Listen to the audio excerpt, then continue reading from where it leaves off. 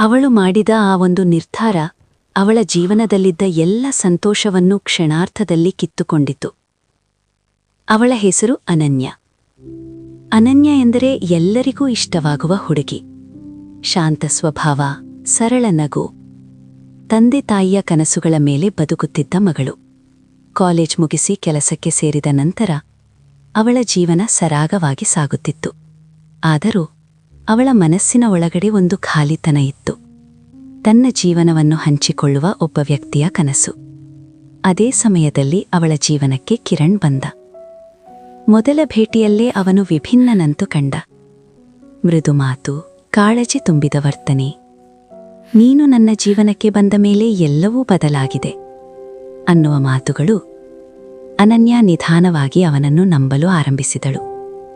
ದಿನಗಳು ಕಳೆದಂತೆ ಅವರ ಮಾತುಕತೆ ಪ್ರೀತಿಯಾಗಿ ಬದಲಾಗಿತ್ತು.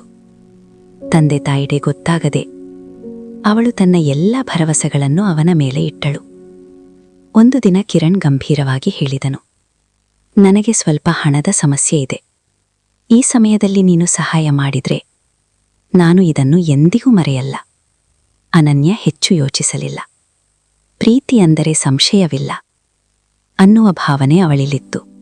ತನ್ನ ಉಳಿತಾಯ, ಬ್ಯಾಂಕ್ ಲೋನ್ ಎಲ್ಲವನ್ನೂ ಅವನಿಗೆ ಕೊಟ್ಟಳು. ಅವಳು ಕೇಳಿದ ಏಕೈಕ ಪ್ರಶ್ನೆ, ನೀನು ನನ್ನ ಜೊತೆ ಸದಾ ಇರುತ್ತೀಯಾ? ಕಿರಣ್ ನಕ್ಕಿದನು. ಆ ನಗು ಆ ಕ್ಷಣದಲ್ಲಿ ಅವಳಿಗೆ ತುಂಬಾ ಭರವಸೆ ಕೊಟ್ಟಿತು. ಆದರೆ ಅದೇ ನಗು ಮುಂದೆ ಅವಳ ಜೀವನದ ದೊಡ್ಡ ತಪ್ಪಾಗುತ್ತೆ ಅನ್ನೋದು ಅವಳಿಗೆ ಗೊತ್ತಿರಲಿಲ್ಲ. ಕೆಲ ದಿನಗಳ ನಂತರ ಕಿರಣ್ ಫೋನ್ ಸ್ವಿಚ್ ಆಫ್. 1 ದಿನ, 2 ದಿನ, 1 ವಾರ. ಅನನ್ಯನ ಮನಸ್ಸು ಭಯದಿಂದ ತುಂಬಿತು. ಅವನು ಕೆಲಸದಲ್ಲಿ ಬ್ಯುಸಿಯಾಗಿರಬಹುದು ಎಂದು ಅಂದುಕೊಂಡಳು. ಆದರೂ ಆತಂಕ ಕಡಿಮೆಯಾಗಲಿಲ್ಲ. ಕೊನೆಗೆ ಅವನ ಮನೆಗೆ ಹೋಗಬೇಕೆಂದು ನಿರ್ಧರಿಸಿದಳು. ಅವಳು ಬಾಗಿಲು ತಟ್ಟಿದಳು. ಬಾಗಿಲು ತೆರೆದವರು ಅವಳಿಗೆ ಸಂಪೂರ್ಣ ಅಪರಿಚಿತಳಾದ ಒಂದು ಮಹಿಳೆ. ಅನನ್ಯ ಸ್ವಲ್ಪ ಹಿಂಜರಿತದಿಂದ ಕೇಳಿದಳು, ಕಿರಣ್ ಇದ್ದಾನಾ? ಆ ಮಹಿಳೆ ಆಶ್ಚರ್ಯದಿಂದ ಕೇಳಿದಳು, ನೀವು ಯಾರು? ಅನನ್ಯ ನಿಧಾನವಾಗಿ ಉತ್ತರಿಸಿದಳು, ಅವನ ಸ್ನೇಹಿತೆ. ಆ ಮಾತು ಕೇಳಿ ಆ ಮಹಿಳೆ ಶಾಂತವಾಗಿ ಹೇಳಿದಳು, ಅವನು ನನ್ನ ಗಂಡ. ಆ ಕ್ಷಣದಲ್ಲಿ ಅನನ್ಯನ ಕಾಲಿನ ಕೆಳಗಿನ ನೆಲವೇ ಜಾರಿದಂತಾಯಿತು. ಅಲ್ಲಿ ಒಳಗಿಂದ ಕಿರಣ್ ಹೊರಗೆ ಬಂದ. ಮುಖದಲ್ಲಿ ಪಶ್ಚಾತ್ತಾಪವೂ ಇಲ್ಲ, ಭಯವೂ ಇಲ್ಲ.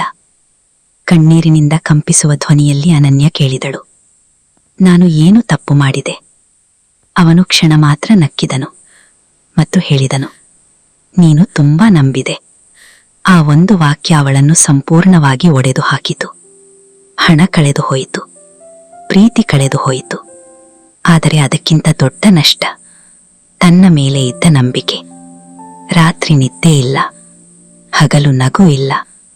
ಒಮ್ಮೆ ಕಣ್ಣೀರಿನ ಮಧ್ಯಲವಳು ಯೋಚಿಸಿದಳು, ನಾನು ಇನ್ನು ಬದುಕಬೇಕಾ? ಆ ಕ್ಷಣದಲ್ಲಿ ತಂದೆಯ ಮಾತು ಅವಳ ಮನಸ್ಸಿನಲ್ಲಿ ಮೊಳಗಿತು, ಬಿತ್ತರೂ ಎದ್ದು ನಿಲ್ಲುವ ಶಕ್ತಿ ನಿನಗಿದೆ. ಆ ದಿನ ಅನನ್ಯ ಒಂದು ನಿರ್ಧಾರ ತೆಗೆದುಕೊಂಡಳು. ಹಳೆಯ ಅನನ್ಯ ಮರಳಿ ಬರಲಿಲ್ಲ, ಆದರೆ ಹೊಸ ಅನನ್ಯ ಹುಟ್ಟಿದಳು. ತನ್ನ ದುಃಖವನ್ನು ತನ್ನ ಶಕ್ತಿಯನ್ನಾಗಿ ಮಾಡಿಕೊಂಡಳು. ಕೆಲಸದಲ್ಲಿ ಮುಳುಗಿದಳು, ತಪ್ಪನ್ನು ಪಾಠವನ್ನಾಗಿ ಮಾಡಿಕೊಂಡಳು. 1 ವರ್ಷದ ನಂತರ ಅವಳು ಮತ್ತೆ ನಕ್ಕಿದಳು. ಈ ಬಾರಿ ಯಾರಿಗೂ ಅಲ್ಲ, ತನಗಾಗಿ.